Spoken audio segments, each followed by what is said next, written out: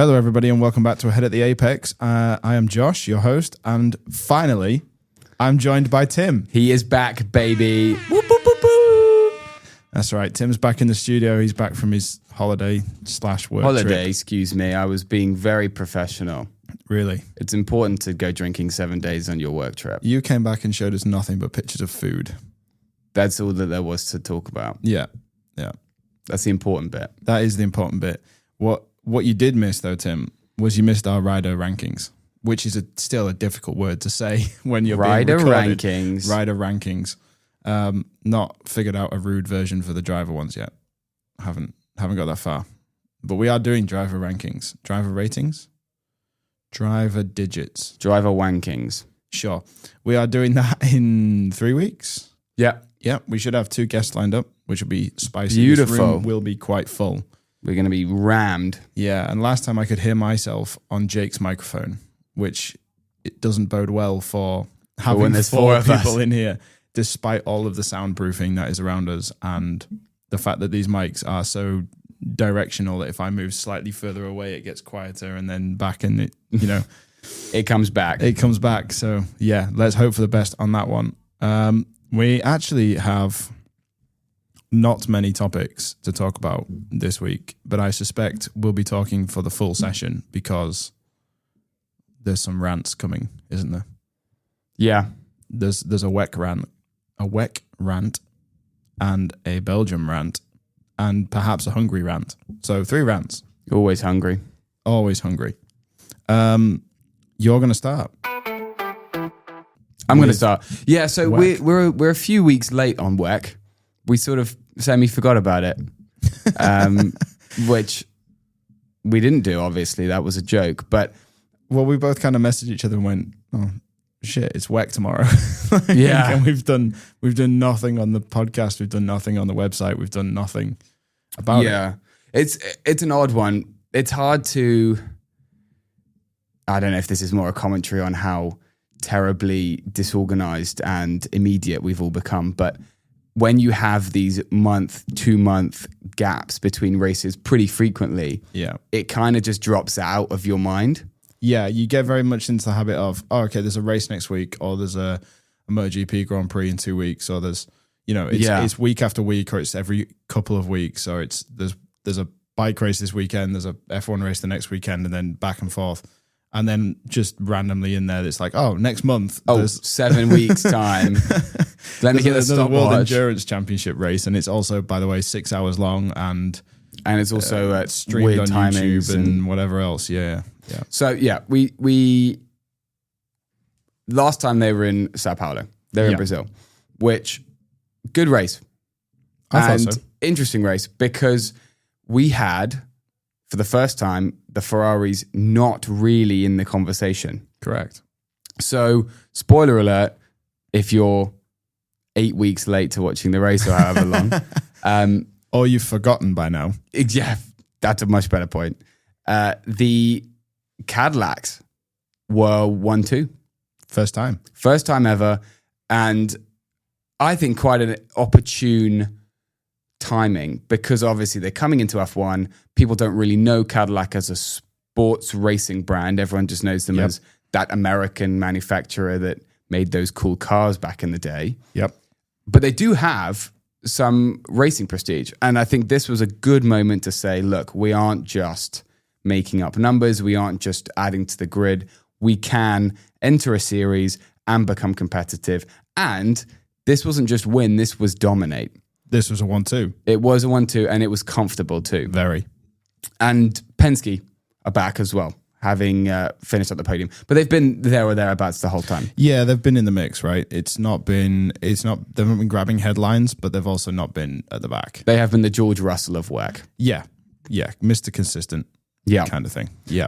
But yeah, a very exciting... So not only was this their first ever win, or first ever 1-2, it was their first ever win, period. Yeah. So what a way, first win and actually you've won 2. Yeah, and it's the first team to win with 2 different engine engine suppliers, constructors. Sick. Because obviously Jota have won before, but they were Porsche, maybe. Porsche sounds right. Porsche sounds right. Which is pretty significant as well. And as we kind of touched upon it in the last podcast, but Jake's not that interested in WEC, which, fair play. It's unusual to happen in WEC because it's typically car companies. And why would Ferrari run a Cadillac engine, for instance, right? They make their own engines. So why would they do that? So it only really happens with these privateer teams, which are few and far between and don't often compete against the big boys. Mm-hmm. Yeah, even though we do have all this balance of performance stuff, which we will come to. Oh, it's coming.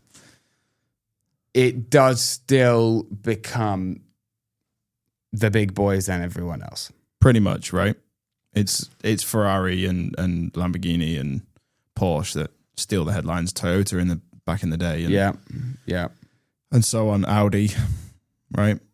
They tend to be the ones that we talk about winning in WEC. Not so much, a Cadillac supplied Team Jota driven by, Will Stevens, who was never much of a Formula One racer, and Jenson Button, who, he won a world championship, but did he? It's kind of lucky. You put the point system from the next year on there, and suddenly he's not world champion anymore. That's a separate conversation. But yeah, some familiar names in there. But we'll just do a quick run through of the race. So the number 12 won, the number 38 second, the number 5 Porsche third. The number 12 was on pole, led the majority of the race, had a big fat lead by the end, relatively comfortable, as I said before. The 38 was, again, pretty clean race, qualified well, didn't get into any incidents. Jenson Button driving, nice day. And the racing at the start between those two and the Porsche was very impressive for Sao Paulo. I can remember that being the sort of side by side, even into the infield section in the middle, which is something we don't really see too much with F1. No. They are roughly the same size. The cars are roughly the same size. And actually, I would argue visibility out of those endurance cars is worse. Mm-hmm. Because you've got those big arms that block the windows to your side, where the camera sits and all the tech bits sit. I was very impressed, actually, that those two could race side by side through there. And it made me think the less aero these cars have, the better they can race side by side. Because they have similar but less levels of downforce than Formula One, just a little bit less. Their lap times are slower at Spa and places where they both race at. But it was really cool to see them going side by side for so long, because it all becomes sort of a balancing act of throttle and brakes and actual driver skill, rather than just, the car behind can't follow because they're in that little bit of dirty air that flows off the side of my winglets. And yeah, exactly. I've long thought since that in F1 that actually the aero regulations that came in 22 ultimately have been a bad thing, I think, because the DRS advantage is now less. Yeah. Because the disadvantage of being the car in front is less because your car is more aerodynamically efficient down the straight. And that was really for the last, since 2011. Yeah. That has been how overtaking is done. Yeah. So you've reduced that. They're now going to take away DRS in favor of this battery deployment stuff, which they do anyway. And it's going to be a front wing thing, right? Which is going to be abbreviated to MOM. M-O-M, which means Max Verstappen will be in Lewis Hamilton's mum at some point. Nice. Yeah. And I think they've thought that one through. Yeah. That's I hadn't made that connection either until you just said that. Just picture yourself. You're watching Silverstone next year. Crofty is getting hyped up on the commentary as per usual.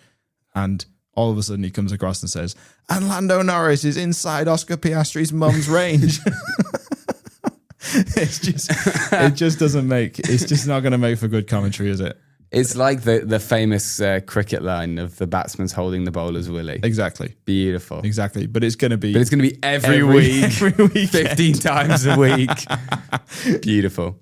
But yeah, so I think the racing has become less close. Yes. And I also have never been a big fan of the make the cars smaller and lighter argument, because I don't think WEC that's the answer. shows that that's not true. Exactly. It proves that actually, as long as you can get 2.5 car widths on the track everywhere they go, which even at Sao Paulo they can, that's all you need. It doesn't actually matter how big the cars are. You just need to be able to race side by side, physically race side by side. And to do that, you need the cars to be slippy. Just a little bit more slippy. Yeah. That's it. F2, by the way, has been phenomenal this year. And those cars are the same size as sort of the late 2016, 2017 cars, F1 cars. So still big, but because they've got way less aero, they can follow each other more. They can race side by side. It all becomes a case of the braking. That's all you need.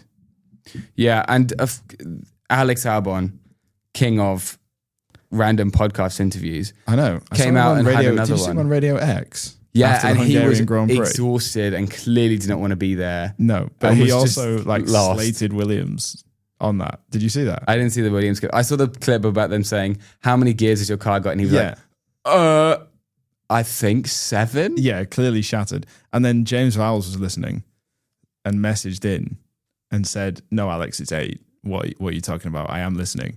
And he just went, oh, sorry, James. We were so slow in Hungary. I forgot we had an 8th gear. It's like, whoa, damn. You know? Don't chat shit about James like that. I will throw hands. Don't even. But you're right. Alex, He's clearly just got back from the Hungarian Grand Prix and he's just so tired. Yeah. Anyway, little sidestep there. Let's go back to this discussion. I like this discussion about aero.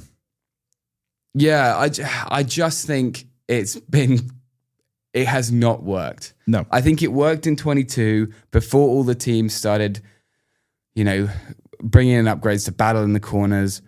And nice.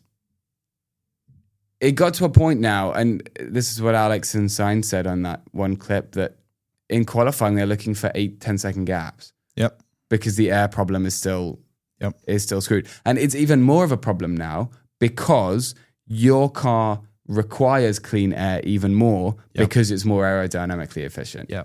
And it just will basically not work if you're not going 100 kilometers an hour. And this is one of the shortest set of regulations we've had in the modern era of Formula One.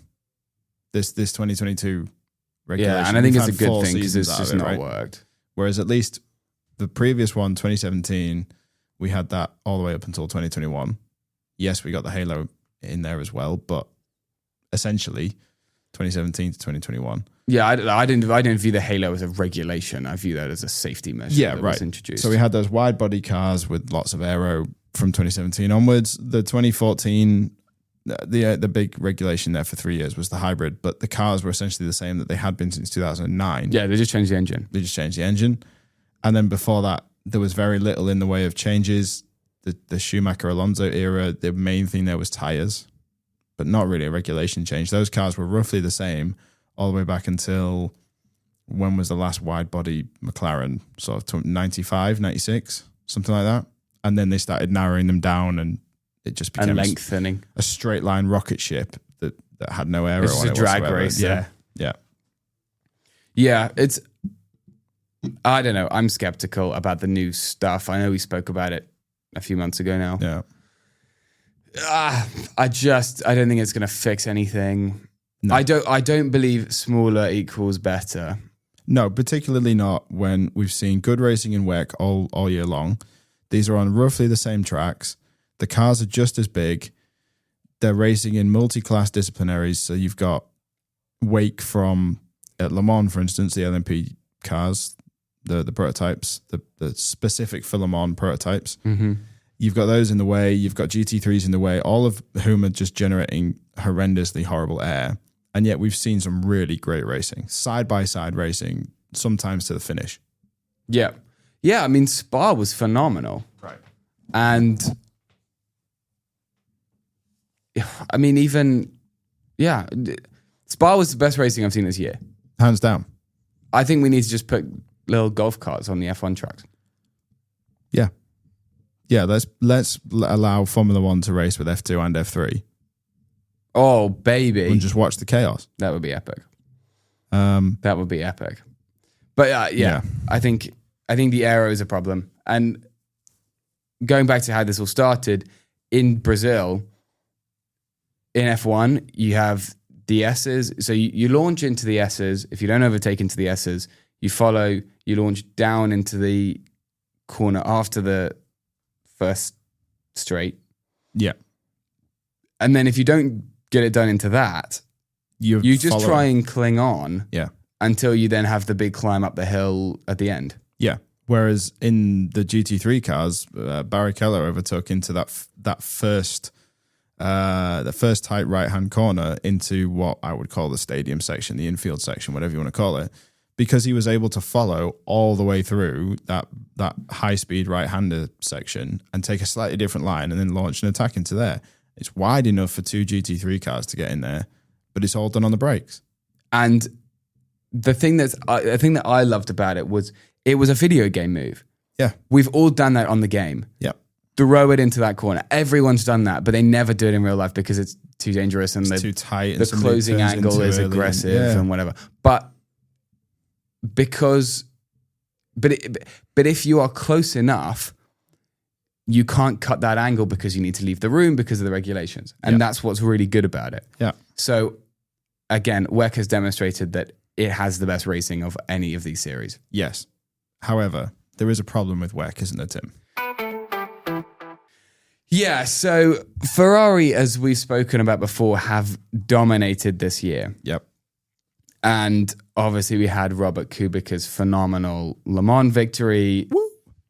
Shout out my guy.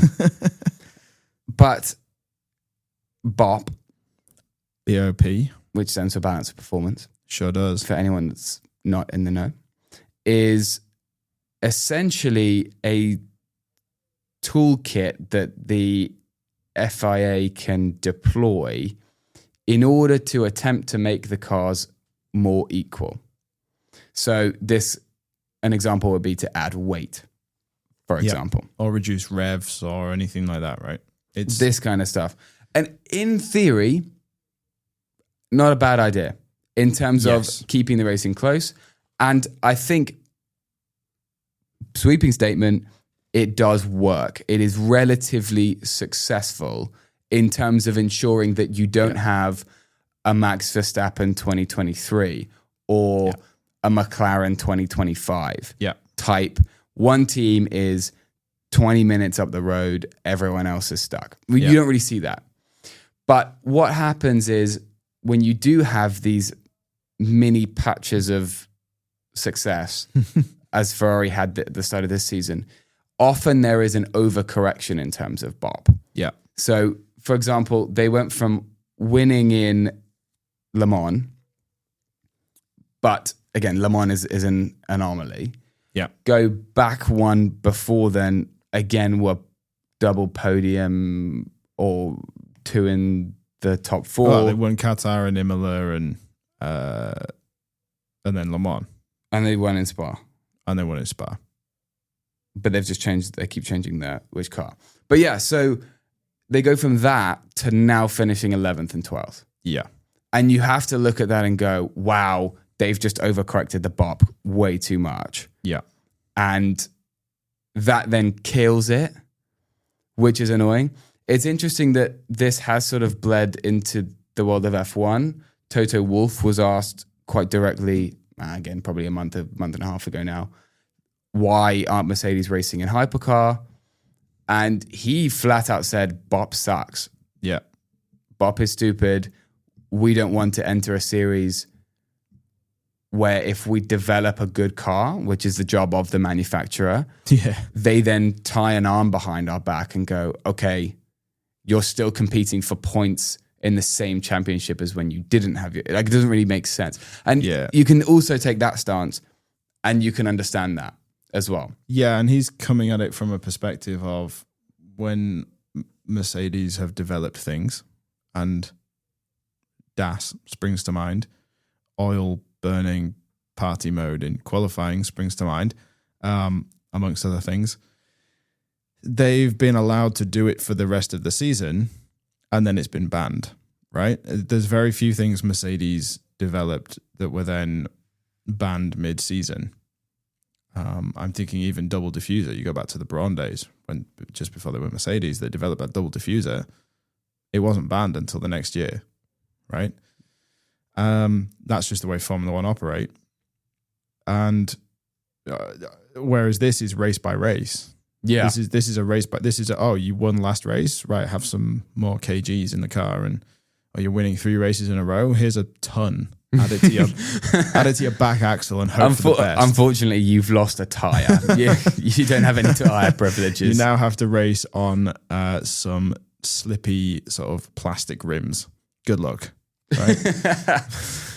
So I can see where he's coming from. I get that, because he is looking at it from both a Mercedes head perspective and a Formula One perspective, in that it is our job to demonstrate we can build the best car, and it is the FIA's job to ensure that the championship is fair, and BOP isn't fair. I get where he's coming from. It is fair, but the way it's applied is not fair. Yep. And it just makes you think, what is the alternative? The alternative, going back to our conversation, is having these more specified, frequently changing regulations.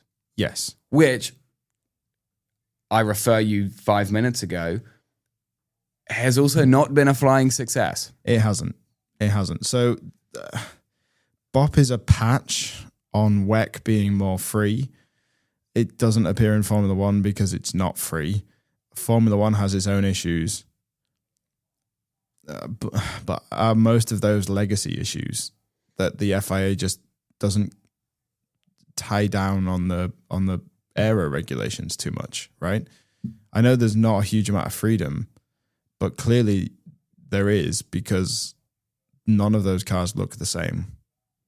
Yeah, I think you're comparing apples to oranges and trying to call it a chocolate cake. It's nice. It's not going to be perfect. It's not going to be necessarily what you want, but it has to be something close. And there's just a different attitude, because the way, as you say, the series are set up and who can enter them. It's a shame, I think, that you have these incidents that you can point at and say, this is directly the fault of balance of performance. Yeah. Whereas I think with F1, it becomes a bit more subtle and it's more drawn out. But, the next race, they just take the ton out of the car, and suddenly Ferrari and Toyota will be winning every race again. Yeah. So the idea of form is difficult to track as well.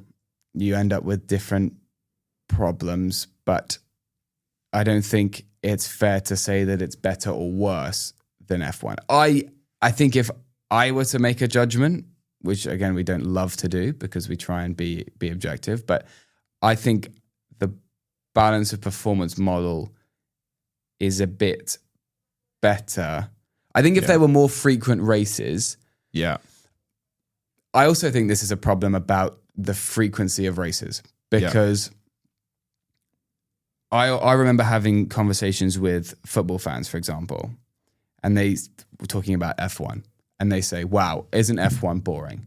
It's just people driving around. And my response to that is, wow, football can be really boring. Football can be terrible. But the problem, or the difference, I think, is that every week you have hundreds of football matches spanning from the European leagues, or the Premier League, Championship, League One, whatever. You have so many matches. There are going to be 40% of those that are dull. That are nothing happens. 0-0, 1-0. They score in the 10th minute, park the bus, nothing happens for the rest of the game. Yeah. You're going to get another 50% that are pretty good, few goals, maybe a controversial decision. Yeah. And then you're going to get, 2% or something that is phenomenal game, epic comeback, End to end, crazy, super dynamic, super interesting. Now, 2% of hundreds is a few. Is a handful of games. And you get that relatively consistently. Yeah. There's always going to be crazy match last week. Yeah. But you extend that to F1 and you're talking about 1 or 2 races every 4 years. That's absolutely insane. Yes. And if you can do more than that, it's more exciting than football. And I think statistically it's similar. Yeah. If you crunched all these numbers. Yeah. But you have one race a week. One race every 2 weeks, actually, on average. Yeah. You know, the chance, take your 2% of that. Yeah. Yeah.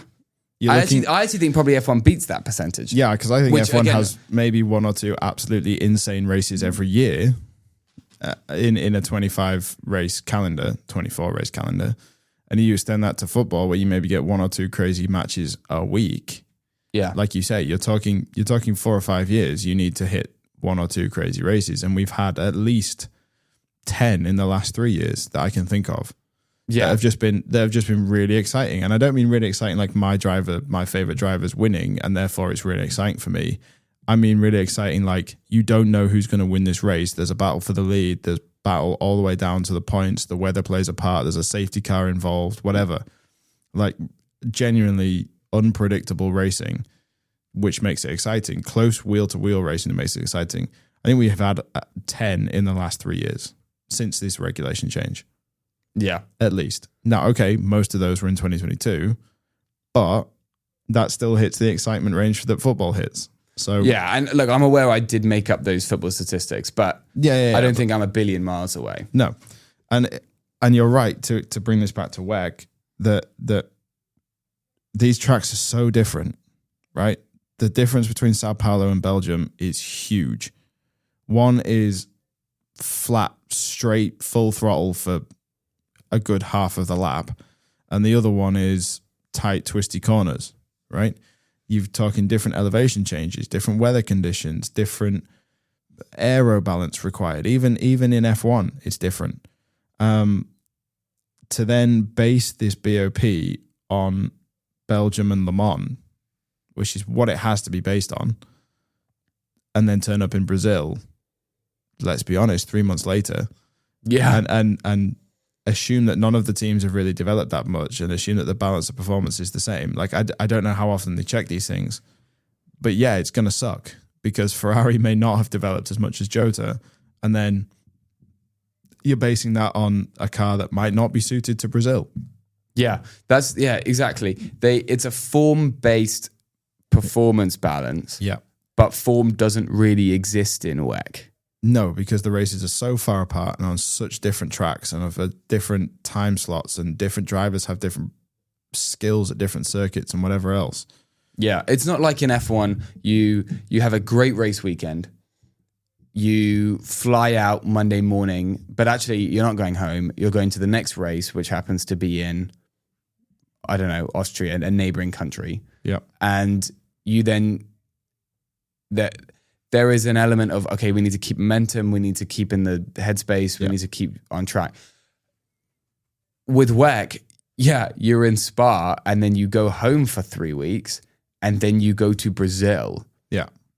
You know, you can't possibly have this concept of momentum or form doesn't really exist. No. Because you cannot hold that. That's why I always think the summer break is so interesting in F1, because it's really difficult to keep up momentum pre and post summer break. Yeah, absolutely. And we're going to get onto that in our driver ratings. But if Lando Norris and Oscar Piastri come back after summer break and they're not on form, that could stay with them for the next 10 races because they're in such quick succession now. But we've got this break, and I appreciate the commentators are saying things like, oh, well, isn't it nice to go into summer break with a point score? Not really, because what difference does it make? It's 4 weeks. I forgot what I did yesterday morning.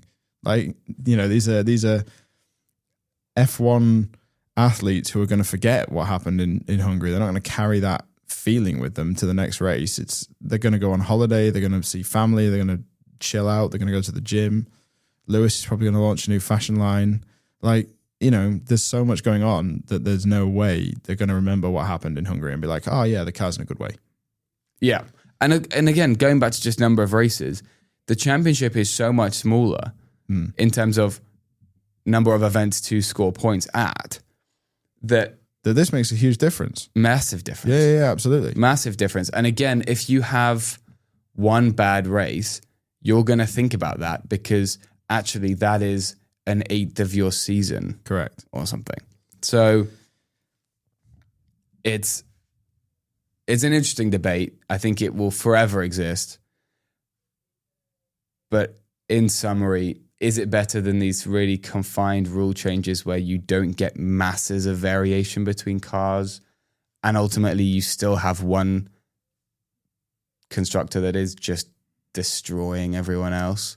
I think it's still better than that. I think it's still better than that. But maybe we should look at other series as well. Yeah. We'll do an episode where we look at, say, rally, which is also a multi-class sport. That's a good idea. And we'll look at, I don't know, touring cars, something like that. Because I know touring cars do it on battery deployment allowance. Yeah. Which again, I think is interesting. But again, would never work in F1 because the battery is so important in order to be able to overtake at all. Yeah. I think that's the other difference is we forget how close it actually is. Go back to Mansell Senna. It was those two at the front, 30 seconds in the lead, lapping everybody. Yeah. The reason that they could overtake people, and I think this is another big point, especially at even the likes of Monaco, I don't think it was because the cars were smaller. I think there was just a massive performance difference between the cars that could overtake and the cars that couldn't overtake. Yeah. And there is an element of just, it is closer. Everybody now is a high performance athlete in a car that is no more than a second slower than the fastest car. Exactly. And you need a delta of 7/10 to overtake. Yeah. It's just not going to happen then, is it? So the whole, smaller, high revving, high power engine, small car, it's not going to change anything because everyone will still be within a second of each other in just a different Yeah, we look back on that and go, oh, wasn't it great? But it's like, was it though? Because it was mostly just Schumacher, Montoya, Raikkonen and Alonso carving through the field because they had a bad qualifying session or an unreliable session or they'd had a slow pit stop, so they dropped back through the order. But actually, they pretty much breezed past everybody. Yeah, same thing with, Vettel. Yeah. When you actually go back and watch sort of 2010 to 2012 Vettel domination era, it was him versus Alonso most of the time. Webber was there sometimes. JB and Hamilton were there sometimes. Raikkonen on occasion, right? So we're talking 6 drivers in contention for the lead, but there were a lot more engine failures, a lot more tire failures, a lot more slow pit stops. So actually it was pretty much 3 drivers fighting for the top, and we've just had 4 at Hungary fighting for the top.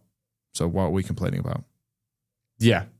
Kind of thing. I think there's always a rose tinted glasses argument. Since we're drifting into F1, shall we move it along? Yeah, I think it makes sense. Yeah. So the Belgian Grand Prix, Tim, was 2 weeks ago now. Well, just over a week ago now. Yeah, we're on Tuesday. We're on Tuesday. For context, I was sat on the tarmac in Madrid airport and I had a notification come through saying race start delayed. Yeah. And we had a little sort of friendly wager to see which would start first, your descent into the UK or the Belgian Grand Prix. Yeah. And it was pretty close. It wasn't that far off. It was so funny when I put it in my calendar, I put my flight in my calendar and I had the time blocked out for the race. The race was perfectly sandwiched exactly in between my takeoff and landing time. Yeah. And because it's Belgium, obviously I land, there's still half the race going on. Yeah. And I'm sat at baggage reclaim watching Lando Norris try desperately to Yeah. So I sat down to watch. I sat down with my family to watch, and of course it's raining. Of course it's the Belgian Grand Prix and it's raining, because why wouldn't it be raining? And of course they say we're going to start behind the safety car, and of course we do a lap behind the safety car, and then they say start delayed. And I am having 2021 PTSD flashbacks of sitting there waiting for 3 hours for a fucking race to start and having absolutely no idea if it's ever going to start or if it's ever going to get going, and I'm wondering if we're going to end up in the same situation. Now, we didn't, but we have to stop this nonsense. What is the point in the wet tire? What is the point in the wet tire? Now, I completely understand that at the start of a race, what you don't want is 20 cars going up Eau Rouge, can't see a thing, it's slippery on the curbs, there's a river running across Radion and Eau Rouge. I completely understand all of that. But why did we have to wait for 45 minutes? This isn't a question of safety anymore. This is now a question of why are we waiting for the track to be almost bone dry before we get going, when Pirelli cart about 3 sets of the wet tyres for 20 cars to every single Grand Prix, and we're told that we have to have these turbo hybrids because Formula One is too environmentally wasteful, and yet Pirelli are carting about 60 sets of 4, so 240 different tyres of wets to 24 Grand Prix. To then never use them. To then sit on the grid and wait for 45 minutes for the sun to peek through the clouds to get going with a race. It's nuts. It doesn't make sense. And going back to our conversation about aero efficiency, that's why the spray is worse. Yes. Because the back of the cars kick stuff, and an F1 car is designed to scoop air in at the front, and like then a wave, kick it back use out. it, and then kick it back out as a wave. If you were to sort of draw an F1 car, it would be the middle of an M, right? Mm-hmm. And that's how it's designed to use air, because you want as much air as possible from the front coming in, underneath, drawing the car underneath, and then you want it to go up and away because that's the fastest, that will give you the most suction back to the ground. So the reason that the spray is so bad is, as you say, because of the aero. And then if the spray is the problem, which it is the problem, the FIA have come out and said it is the problem, then let's do something about it. But let's not sit on the grid for 45 minutes and wait for it to be bone dry, because that's nuts. I understand Spa is dangerous. I understand Hubert died. I understand that we're still worried about Bianchi incident, but Bianchi didn't crash into a barrier in the wet or into another car. He crashed into a tractor. And there should never be a tractor on track at the same time as Formula One cars, ever. That should just not happen, ever. So we should learn from that mistake and not put tractors out. And we should get the race going 15 minutes after it's supposed to start, because it was perfectly reasonable to go racing. I think it's so irritating. It's so irritating that they don't use wet tires. As soon as it was wet, I remember, where was it, where Piastri had a fat lead. He overtook, I think, Max, and then just drove off. It was at Silverstone. He overtook Lando. Or Max, drove off, was 15 seconds up the road or something, 13 seconds up the road, gone. And then they just bloody put a safety car out because it was wet. And it's like, that's naff. It's rubbish, right? That's naff. And I feel for Piastri in that moment, because, and then obviously he had the penalty off the back of that safety car because of his minor brake checking. Yep. But irrespective of that, I think the situation that they should have collapsed the field was unfair and wrong, because ultimately, fine, if you're worried about it, VSC it. Keep the gaps. Yeah. Don't kill Piastri's race. But the wet tyres exist, and when the track is dry going to wet and the cars are spread out and they can come in and put the wet tyres on, you're going to have a damn sight easier time of cleaning the track of water than if the track is wet and the cars haven't gone out yet. Yeah, right? Because the tyres do that. That's the point of the tyre. And It just so I couldn't find the number of races that have been safety card or that have been paused or whatever for the rain, but I could find the number of races in the last 5 years that we've had that have been delayed because of the rain. So this is cars are lined up, it's raining, or it has rained, or it's about to rain, and the start is delayed. And it's 4. Now that doesn't sound like a lot, right? But those 4 are Belgium 2021, Monaco, which we had 2 laps behind the safety car 2 hours after it was supposed to start, and they gave half points out.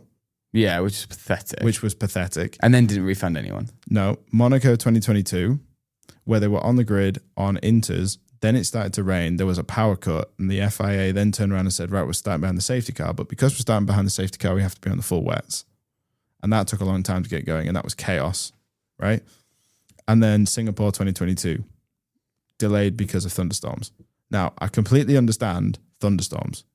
I do not understand rain. Light rain. Because that's what it was in Belgium. By the time they actually got going, the rain had stopped. But it was light rain 15 minutes after they were supposed to start. But before they even could assess that situation, they put out a message saying 45-minute delay. It is bonkers because I've been driving up the M1 in tougher rain on normal tyres. Yeah. In more dangerous conditions than some F1 bloody races. And they just don't send them out. Which makes me think, God, I'm either a complete daredevil or I'm an idiot. It's particularly frustrating because it's very easy to say, oh, well, guys, you're being a bit harsh here because obviously safety is more important. Okay, let me counter that. F3 started. The F3 cars went out on track and it was worse. It was actual heavy rain while they were out. It wasn't just the remnants of heavy rain. And they did 3 laps behind the safety car and then they red flagged it. So they actually did red flag that one. And the F2 race was delayed by 5 minutes. Then they went out for a few laps behind the safety car. Then they went racing. Then there was a crash in the last 2 laps and they red flagged it and stopped the race. But they did nearly the full race distance in cars that are less glued to the track, in cars that are driven by people who are less experienced behind the wheel of a single-seater racer, in cars with just as little visibility as Formula One cars because they've still got the halo, they've still got the wheel covers, they've still got the big tyres. Yep. So why didn't F1 get going? It was the best conditions on track. It was the best conditions to start a race. They're the best drivers out of the 3 categories. So it's not a safety thing. It can't be. It cannot be the FIA being concerned about safety. I think it's an eyeballs thing. There's more people watching it. So if it does go wrong, maybe more people see it. It's naff, right? It's naff. It's wrong. It shouldn't happen. It's objectively unfair on the teams, on the drivers, on the fans that are there. Yep. Who have paid a lot of money. A lot of money. It's not cheap to go to Formula One anymore. You know, it's not. It's also not like everyone is coming from a Spa. No, because it's everyone in the middle of nowhere. Like, it's not like everyone in the grandstand is a local person. They're gonna say, "Oh, well, it's delayed by 2 hours. Let me pop on home for a bit of tea, and then I'll come back." No, you fly around the world for these races. Well, what if it had happened in Hungary, which was 80% tourist? Yeah, I was there last year. Yeah, and like it was an international event. Yeah, it was not a domestic event. No, and you have to assume Spa being in the middle of nowhere is roughly the same. Yeah, yeah. There's no Belgian drivers. It's not going to be it's not like going to Silverstone, right? Which is because there's so many British teams and British drivers. It's heavily British. It just is, and it's a shame that it is, but it just is. Yeah. No, it's unfair. It's unfair. It feels like there's a lack of empathy on behalf of the organisers and from the FIA, which is annoying. And you're right. Ultimately, this is something that is irritating because there is no reason for it. No. Oh, Suzuka. I forgot Suzuka. 5 races. Suzuka when Max won his 3rd championship, 23, where it was delayed. And then they actually started the clock. And then Whereas this time they didn't start the clock, so we ended up on a time finish. Yeah. That just popped into my head then for a second. Don't know why. But again, it just comes back to these bloody aero regulations. It does. Killing it again. And, Pirelli coming out and saying, well, the wet tyre isn't a good race tyre. You're just telling me you're bad at your job. That's what that tells me. It's your job to build good race tyres. That is appalling. I mean, it's like I find it annoying when the weather's wrong and no one holds the Met Office to account. No one's getting fired because they said it was going to be sunny and it actually rained. No. Like, no one's firing anyone at Pirelli because they designed a tyre that is not usable. No. Why not? Why? Somebody's job should roll, right? It's your job to make the tyres. You are the sole tyre manufacturer in Formula One. Yeah. And Formula 2 and Formula 3. And yet you come out with excuses like, well, we've made a bad tyre. Right. Well, you're sacked. You're fired. Let's open the contract up to Bridgestone or Michelin or whoever else. Goodyear. Let's get them in, right? If you're doing a bad job, you're doing a bad job. You should be fired. But this is what I mean. It's annoying because they say, the tires aren't great. Then they say, no, it's the visibility. And then they say, no, it's a safety concern. It's a safety thing. They're like, okay, what actually is it, please? Because I feel like the tire thing is Pirelli falling on a sword. Yeah, it kind of feels like, so you might be a bit young for this, but the 2013 British Grand Prix, Pirelli kept having tyres cut on the curb on the way out of Village, down the back straight, whatever it's called. Village? Yeah, something like that. And F1 went, well, obviously that's Pirelli's problem. Is it? Because those curbs were put in by Silverstone, and those curbs are what's causing the problem. So is it Pirelli's fault?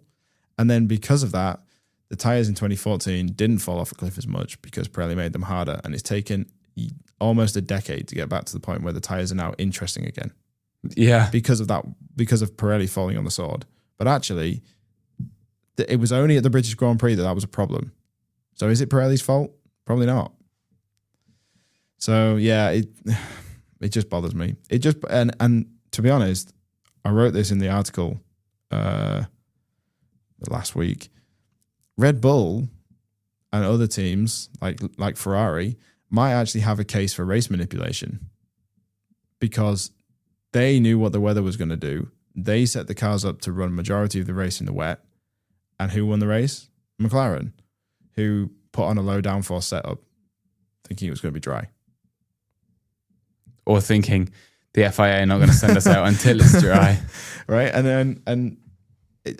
If the race had been delayed way before the start of the race, of like, we know it's going to be bad, we're going to push everybody back 3 hours, right? That's different. Completely. Oh my God, completely. But sitting on the grid and then making the decision of like, well, obviously it's going to be terrible, then we'll push the race back. That kind of comes under race manipulation in my view. A little bit. You're changing the outcome of the race as the race is happening by making decisions. There is a case for it. Max was fuming because obviously he's good in the wet. He'd set his car up for the wet and he couldn't overtake anybody because Charles has gone for a slightly lower downforce setup and the McLarens had.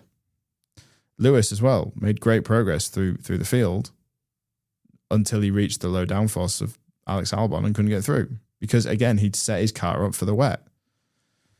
Yeah, it's a shame, really, because we could have had a really spicy race if we'd started after 15 minutes. But we didn't. We started when it was nearly dry. And that's the irony is, if it is dry and it got to that point, they're not going to red flag it. No. And it would have dried faster than the track did in that 45 minutes. If we'd got racing after 15, it would have dried a bit faster. But Lewis pitted on lap 11, right? Lap 11. So 20 minutes after the start of the race-ish, Lewis pitted for dry tyres. So it was ready. The track was ready to go. It hadn't rained. It's just a shame. But, that's my little rant over. So we are recording 2 days after the Hungarian Grand Prix. I'm still not over it. It was a tough watch. I've written pain, pain, pain, pain, pain, pain, pain, pain, pain, pain, pain on our little sheet. Yeah. I'm hurting. And who's that in reference to? But I can't possibly know what Nicholas what you mean by Latifi. that. I'm still not over him getting sacked. Yeah, I agree. I thought he was coming back this week. I pray every week that Nicholas Latifi will appear. And Nikita Mazepin, actually. I miss them both. F1 was a lot more interesting with those two frigging it up at the back. The battle for 19th. The battle for 19th that resulted in last-minute safety cars. It was a lot more exciting with those two on track. Yeah, Charles Leclerc. I mean, it's looked so good. It's Saturday, thumper of a lap, puts it on pole. Out of nowhere too. Completely unexpected. Yeah. Really, and I think that was just driver. That was a driver skill win. Yeah. That was this is not the fastest car, but he made it the fastest car on the day. Yeah, and I think that really stung Lewis after a Q2 elimination as well. Yeah. He was miserable.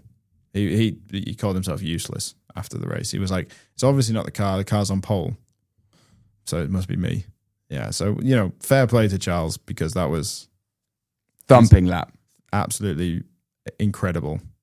And started the race well. Started us really well, actually. Decent start. Yeah. Fended off Lando. Fended off Oscar. Yeah. And George, I guess, because George had a great start as well. Yeah. And then just drove off. He pulled a 3-second gap in the first stint. Yeah. It was insane. It was epic. And I was watching and thinking, right, here we go. Yeah, I thought this was a case of the McLaren is going to one-stop. Both McLarens are going to one-stop. This is just what they do. They look after their tyres and they just pull away at the end of the race. I really thought that was the case. But Oscar said he was pushing. And when he was told to push again, it's not like he gained any more time on Leclerc. Maybe a couple of tenths, but nothing major. Leclerc had him covered. Yep. Leclerc just had the pace. And then pit. Yep. Great stop. Phenomenal. 2-second stop. I was like, 192. I was like, whoa. This is insane. Like, Ferrari are actually going to pull this out the bag. That little did I know what was going to happen later. And just died. Well, the second stint was okay, right? Yeah, he was sat in third. Lando hadn't pit. He sat in third. He overtook Alonso quite quickly, made it up to second. They did catch Lando, but Lando pitted before they got there. Yeah. And then they pitted again. Yeah. So maintained his lead. Pitted early this time to avoid the undercut. Mm-hmm. Everything's looking good. Yeah, from pastry. And then it just died. Sadness, darkness, the never-ending pit of despair that is Ferrari's title hopes every year. Well, they didn't really exist at this stage, but yeah, it was just third stint had nothing. We even survived the what are these cuts? I keep feeling these cuts, and my heart sank, and I was like, please no. Oh, the engine was dying. Yeah. Not this again. We even survived that scare. But then, yeah, he was reporting issues. He was then fuming, absolutely fuming. Pastry got him in 5 laps off the pits, having had to close a decent gap. It was like Leclerc, 4 seconds even or something. Slow Leclerc on fresh tyres was faster than Oscar on old tyres. And then Oscar pit 5 laps later, caught him within the next 6 laps, passed him. He was fuming. His team radio was, I can feel what we discussed before the race. We need to discuss those things before doing them. We are going to lose this race with these things. We are losing so much time. This is so incredibly frustrating. We've lost all competitiveness. You just have to listen to me. I would have found a different way of managing those issues. Now it's just undrivable. It's a miracle if we finish on the podium. Which, of course, he did not do. No. The Ferrari media got to him, didn't they? Because after the race, he apologized to Ferrari for speaking too quickly on those issues. And said he wanted to retract his statement and essentially confessed to an issue with the chassis. What was really interesting about that was that he was interviewed just before George, and obviously they had their little incident on track, which I'm not defending Leclerc for. That was horrendous. Oh, the breaking into the horrible racing from a very angry man behind that steering wheel. That's not the way Leclerc usually races, and I don't want to see that again. But what was interesting about those interviews is that George literally turns up after Leclerc walks away and says that Mercedes think that they were running too low to the ground and they had an issue with ride height. And to fix the issue with ride height, they bumped the tire pressures up in the hard tires for the last stint, and that slowed them down. And then they had to run a different battery deployment mode so that they weren't as fast at the end of the straight, so they weren't bottoming out at the end of the straight. That's what he thinks. Then whoever was doing the interviews was like, well, he's just told us it was an issue with the chassis. And he just turns around and goes, yeah, well, he's not going to tell you he's cheating, is he? Like, he's not going to turn around and confess to cheating in the race. Like, that's not going to happen. Yeah, it's just hurtful. It is just hurtful because there was so much promise and just almost vanished within 5 laps. Just gone. Yep. I don't know what the answer was. I don't think Leclerc would have made it on a one stop. No. So I don't think there was ever an answer. At which point, why give us hope? Oh, yeah.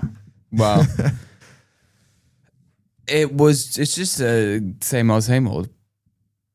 It feels, and I'm not going to entertain these Mercedes rumors, but it's not the first time. Not the first time what?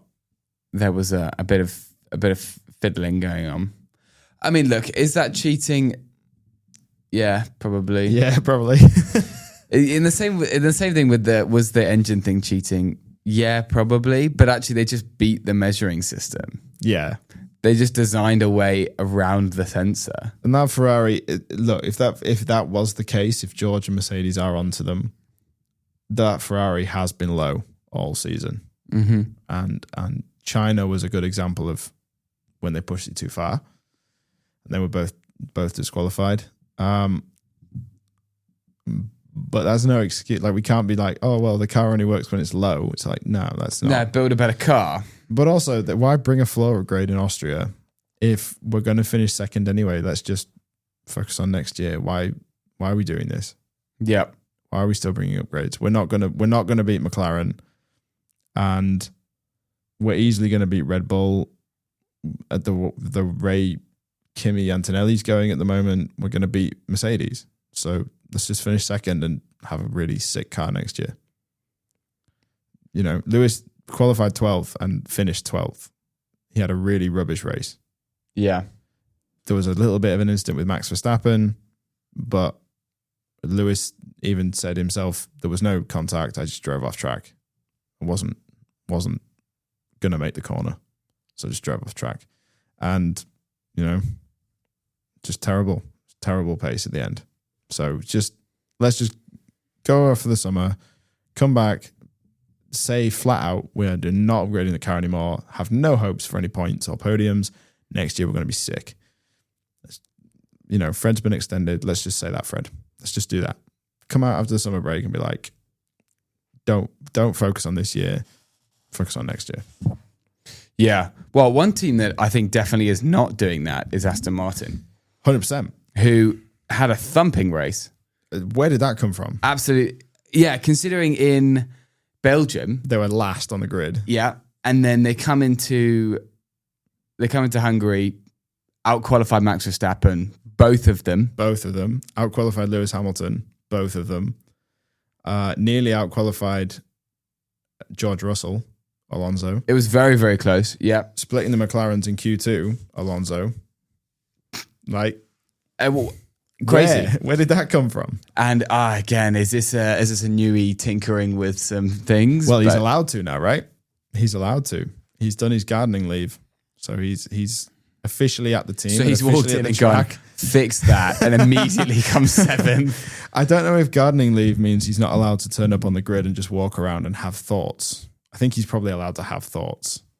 I don't think they can ban him from thinking. No, and this is kind of the excuse that Red Bull used with the cost cap, right? Because it's like, okay, the cost cap doesn't include top 5 employees. So you've got Max Verstappen, who is our top employee. He's on the most, along with Christian Horner at the time. Helmut Marko, who's there to train the junior ones.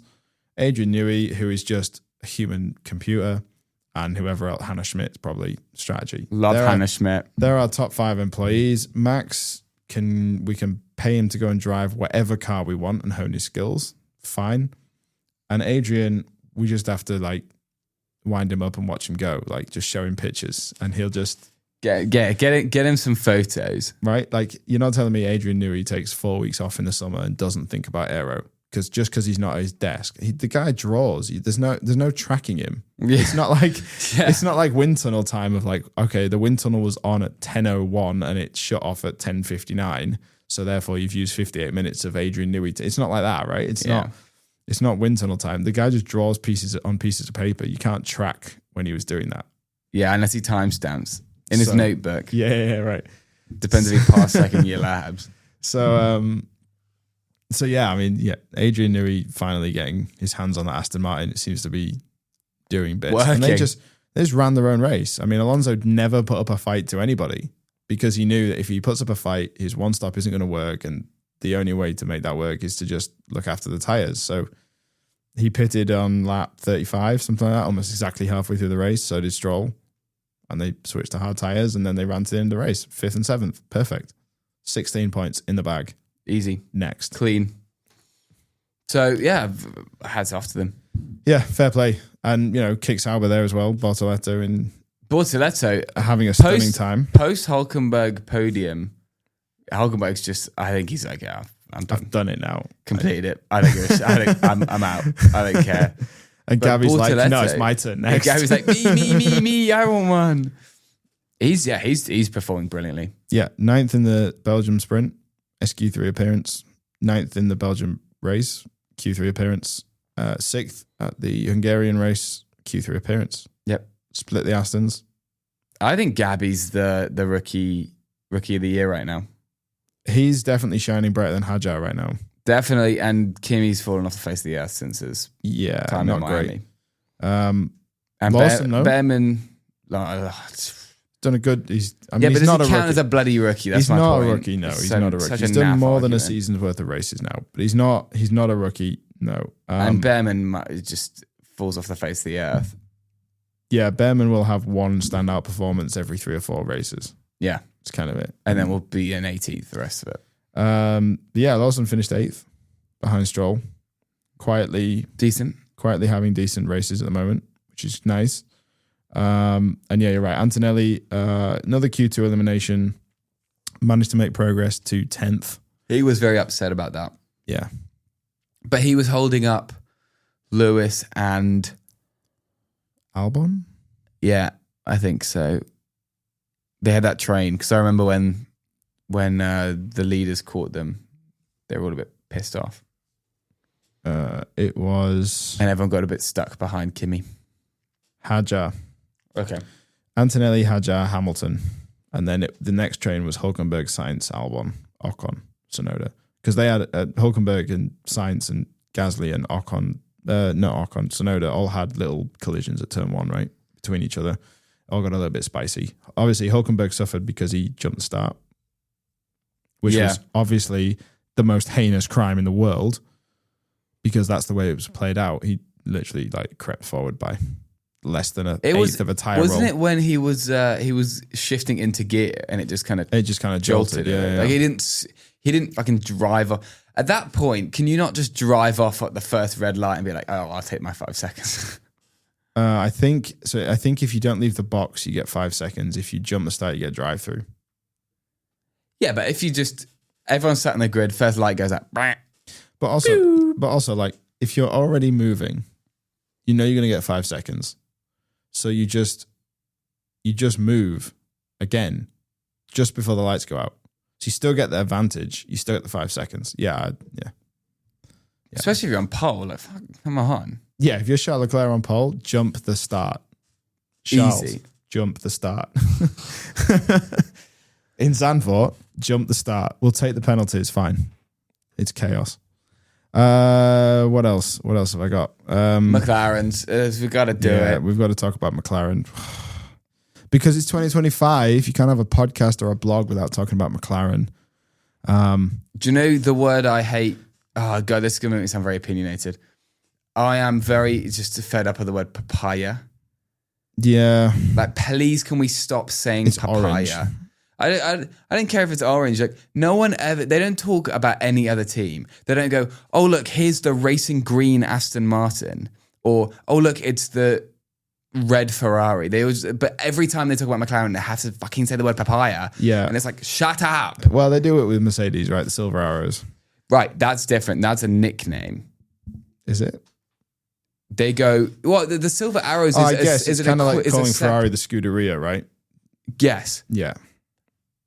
Saying the papaya McLaren. The McLaren in papaya. It's like, okay. What? Yeah, it's a description. Yeah, it's a colour. Yeah. It's a colour. Okay. It's not a nickname. It's a colour. Yeah, okay. I wish they'd stop it. Unless they call them the papayas, but then that's weird because you're calling them a fruit. I don't know.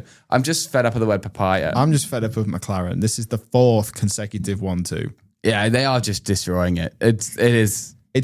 I would argue. It's kind of epic, right? You have to appreciate the performance. You have to appreciate the dominance. You have to appreciate the way they built the cars. You have to appreciate how consistent and good both drivers have been. But it is starting to get a bit boring. Yeah. Especially when the start of this race looked so interesting. It was this 4-way fight. And then, it ends with both of them 25 seconds up the road. Yeah, and when I say 4th consecutive 1-2, let's not forget, in Canada, they both collided with each other. George won the race. Spain, it was another 1-2. Monaco, it was a 1-3. Imola, it was a 2-3. Miami, it was a 1-2. Saudi was a 1-4. Bahrain was a 1-3. Japan was a 2-3. China was a 1-2. Australia was a 1-9. Okay, but excluding that first race, it's been basically every they've race. been top 4 every race when they've finished. And we've not seen this dominance since Rosberg, Hamilton. Yeah, right. Because Bottas was never always second. That's a weird sentence, but it does make sense. He was never always finishing second. Yeah. Perez again. Yeah, at the start of 23, sure, but by the end of 23, no. Mm-hmm. Even you go back to sort of Vettel. No, yeah, Weber was always there, but never. It's Mercedes 2014 to 2016 all over again, and it's boring me. Really is boring me because it's just like, okay, right. So the battle is for third now. That's it. Yes, it's not even the battle for second anymore. It's the battle is for third. Yeah, it's for third between Max, George, and Charles. Yeah, I'm getting bored. And Max is seemingly dropping off. I think the performance of the car is. I think Red Bull have definitely focused on next year now. Yeah, I think they've plateaued and stopped developing. I think all they're Ferrari doing are Ferrari, and George is tweaking just for Sonoda now, right? Yeah, George is George. George will always be there. Yeah, we will be there. But yeah, no. So, but it was a bit more interesting this time because they actually committed to doing alternative strategies. Woo! Good on McLaren. Finally, they've actually had the balls to change their mind and stick to it. Yes. So I don't want to give them too much credit because they did clearly do this accidentally. It was completely by accident. So Lando, just he had such a terrible start again. Why are we forgiving this? No, okay. He had a good launch. He had the best launch of the grid, and then just didn't overtake, and then got caught by Russell and Alonso. So he was stuck in 5th. Yeah. And nobody's really talking about it, but this is consistency from Lando. Yeah, he is consistently terrible, dropping places at the start. I remember the statistic last year that was places gained on lap 1, Yeah. And everyone was positive or neutral. Yeah. I think, except, and this was net, except Lando, who was at like minus 24 or something stupid. But ended up in fifth, sort of didn't really attack. I don't know if immediately they started thinking, right, let's one stop. Don't bother following too closely. But ended up in fourth.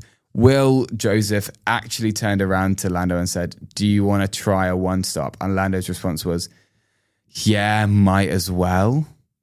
You know, that is not a team in confident shooting from a calculated perspective, having crunch numbers and feeling confident in their strategy. That's okay, we are hitting fuck it stroke now. Let's try it to try and salvage something. And because the McLaren is so phenomenal at caring for its tires, was the right call in the end, which meant he went on and won the race. And it was interesting because it was the inverse of what happened in Spa, that Pastry was chasing. Yep. And got to the back of him, actually caught him, but did not have this pace delta to attack into one, which was really the only overtaking zone, excluding Max obviously going around everyone at the chicane, which was insane. That was insane. But eventually Pastry locked up, penultimate lap, and we almost ended up with the George Leclerc Fernando podium. So close. We were like 10 centimeters or something away. It's weird how AWS doesn't have a detection thing on how close the McLarens are, like they do at the wall at Canada. And Monaco. Yeah. Yeah. So, and then that was kind of it. That was kind of flat spotted it. Tires died. Cool. Yeah. So I was just trying to find the statistics for this year's who's gained on lap one. I couldn't, but I know that Alonso is the only person to not lost a place on lap one all season, which is fairly impressive. I did, however, find the average qualifying positions, and Lando is 3.8, so he qualifies in 3.8 position. Really? Average. Yep. I'm surprised by that. Oscar's leading the way with 2.2. Okay. So statistically, Oscar is more likely to be on the front row. Lando is more likely to be on the second row. That's what that means. If Lando is losing places on lap one and he's starting on the second row, that is not good. Yeah. Yeah. So, and that was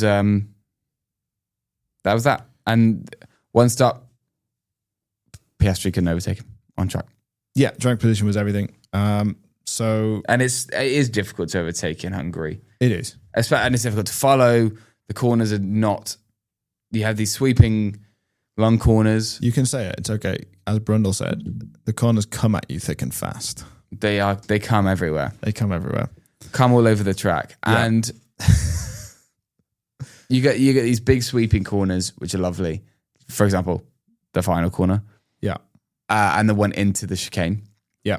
And then you get these very aggressive, twitchy corners like the chicane. Yeah. So, and then there's another double chicane after the tight chicane. Yeah. It just means you can't going overtake. Up. Yeah. So it's not, We're not going to race there. No. Quite recently, going back to that comment. But no, and now the bikes are going to race at the other track in Budapest. Interesting. Yeah, they just finished I don't know what's happening in Hungary, but they have just finished the other track in Budapest. That's just the other side of Budapest.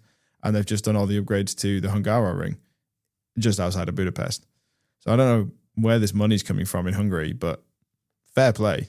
Viktor Orban just loves a bit of racing. Fair play to them. So McLaren 1-2, they're fourth in a row, 200th Grand Prix victory.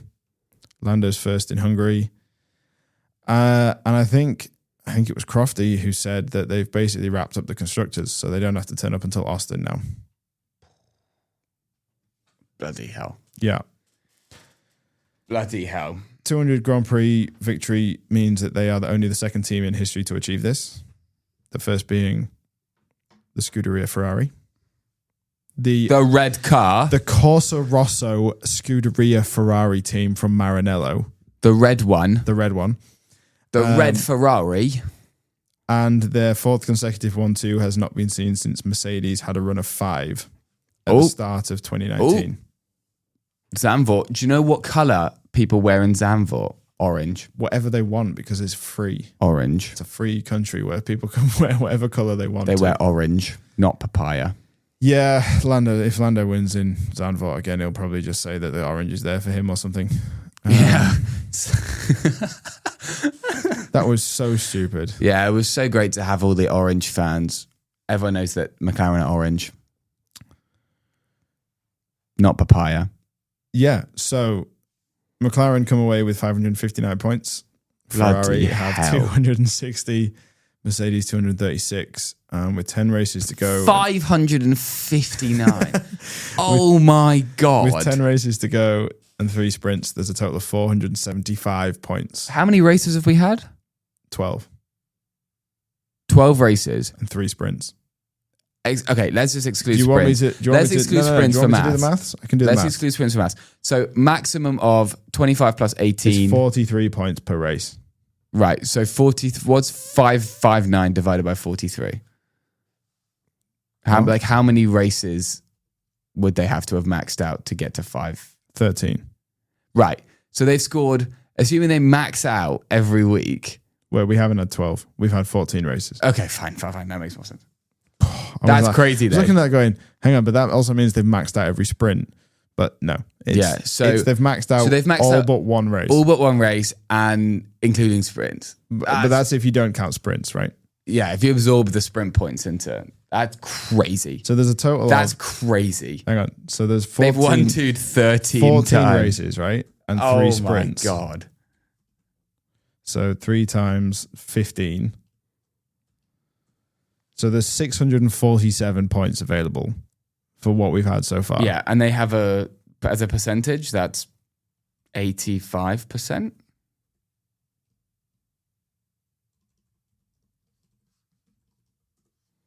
$86. Oh, I'm close. 86% of the points. That's bonkers. Yeah. That is bonkers. Yeah. It's just... McLaren dominance may start to bore fans. McLaren dominance has started to bore fans. It is already boring fans. Yeah. So yeah, 9-point gap between the two of them, which I think actually is fair. I think that is probably about right. Net. I think Oscar is very slightly better, but Lando's not a million miles away. I think a 22-point gap, which would have been the case if they finished in the other way around. So last would year, have been a bit disproportionate. McLaren won the constructors' title with 666 points. Oh, that's because they employed the help of Satan. They already have 559. So assuming they won 3 more times, which is incredibly likely, they will beat their last points total. In 2023, right? Max Verstappen's most dominant season. The most dominant season in Formula One ever. Yeah. Red Bull only scored 860 points. McLaren already have 559. That's mental. Should we look at 2021? Right? So, yes, 2021 was a year in which Max and Lewis knocked the 7 bells of hell out of each other. But it was also a year in which Mercedes and Red Bull were finishing 1-2 at nearly every race. Mercedes won the constructors with 613. Wow. McLaren already have 559. Wow. 2020, Lewis's most dominant year in the sport. Yes, shorter calendar. But Mercedes won the constructors with 573 points. You are joking. You are joking. What? Okay, 2019. 2019 is probably the fairest way we can look at this. Mercedes won the constructors with 739 points. McLaren already have 559. This is silly. Yeah, okay. So this is one of the historical packages. And there are 475 points remaining. Oh my God. Do you think anyone will ever have a 1,000 point season? Maybe. Yeah, McLaren in 2025. I mean, 860 is pretty good, right? That was Max. by himself almost. Yeah, that was Max Verstappen. Max scored 575 points that year. McLaren already have 559. Jesus. Oh. No, actually, that's about right. So Max scored that number in double the number of races, but with half the number of drivers. So that's about right. Yeah. God, mental. Though. Oscar has 284. Lando has 275. Max is in third with 187. There are 200. He's 100 points away. 274 points per driver to play for, right? He's 100 points away. So if Oscar Piastri gets that, if Oscar Piastri scores all of the points because he's currently the points leader. What, all of the points? If he scores maximum points for the rest of the season, he'll finish with 558. What did I just say Max had? Okay, so Max had a lot more. Max had 575. Oscar will finish with 558. Ah, come on, it's within a race win. It is, and also Oscar hasn't won every single race. Yeah, Max won all but 2 races that year. That was almost a perfect season for Max, and he was able to get points for fastest lap. Yeah, so it is I missed the fastest lap point. That was interesting. I do. Another great change that they made for no reason that has had no effect except meaning that the lower teams can just. But McLaren will have to score on almost perfect season to get 1,000 points now. Well, we'll see. Can't wait for that one. Especially if everyone stopped developing. Yeah, if everyone stopped developing, this is just going to be how many consecutive 1-2s can McLaren get? Yeah. But it does mean, I'm kind of excited because it does kind of mean now McLaren can take their overbearing parental hat off a little. Yeah. I think it was Brundle who said it can now become a Oscar's side of the garage versus Lando's side of the garage fight, which I'm kind of excited for. Yeah, I agreed. Because it needs to be there. I think I got the feeling that tonight's going to be a good night. We might get sued. Silverstone felt a bit prioritized. Hungary felt a bit. Well, if anything, it was prioritized the other way. It just didn't work. Yes. So all in all, I think they have been balanced. Yes. But now the gloves can come off. Yeah, this is what I mean. I think we're going to get to a point where they're going to be. There's not going to be data showing. 9 points. I wonder what's going to happen when Will Stevens can't tell Lando how to drive his car because he doesn't have data from Oscar's side of the garage to say, yeah, your line into 2 is shit. Yeah, what was that about? Oh, Lando, we think the wide line in turn 3 is better. Like, what? I'm sorry. You can't tell him that. Surely not. Surely that's not allowed. Oh, drive the car like this. Yeah, we actually have a remote control. We'll just show you for one lap how to do it and then just copy that for the next few. If that's all right. What was that about? It's so ridiculous. That was odd. So, and again, I imagine a lot of that data comes from Oscar pastry. So, are we going to get a Lorenzo Rossi line down the garage? Are we going to get a border? Yeah. I don't know. Commonwealth v. the Empire. Let's see. It does mean, this is the end of the podcast now, but it does mean that doing the driver ratings will be quite easy. I'm excited for the driver ratings. I think it's not going to be that easy. And I think there's going to be some people that are going to be out of position. I think there's going to be some people that, well, at least I'm going to put a bit lower than I think most people would put them. Yeah. So I'm going to tell you now because I hadn't seen you before the rider rankings. No. But I think you were fairly balanced. Jake was less so. He forgot things like the Honda was rubbish. So he rated the Honda riders rubbish. So we need to remember that. It's not necessarily Esteban Ocon's fault that the Haas has been a bit naff at some of the races this year. So we need to look at, has he outperformed Behrman? And right? Yeah, it's all relative. That's what I was trying to do was, look, let's make it. When I like to just do this generally. If I go to a restaurant, I judge the restaurant not by was the food good? Yeah. But was the food good relative to, for example, the price or whatever? Because, right, that's why for me, McDonald's is a fantastic restaurant because for the £1.50 I'm paying, it's all right. It's pretty good. It's food. It's pretty good for that £1.49. You can't get a bag of Haribo for £1.49. Exactly. So the fact you can get a burger for that is great. If I go to a nicer place and I had objectively a much nicer plate of food or a much nicer meal, but I've paid 2,000% more or whatever, then I'm going to say if it relatively was worse, it's mid. So I think that's an important way. That's an important way to keep things into perspective. Yeah, absolutely. So we will do that. Quick little shout out for Johan Zarco. Yeah, who won the 8 Hours of Suzuka. Another endurance racer. I know, phenomenal. And there's only two of them. And Jack Miller finished second. Mm-hmm. And there was only two of them in Zarco's team, I think. There was only two of them on both. I think it's only a 2-person thing. Oh, I thought you were allowed 3. Maybe you are. I thought you were allowed 3. 8 hours is 4 hours is a bloody long split to be riding a bike for. Yeah, I mean your balls.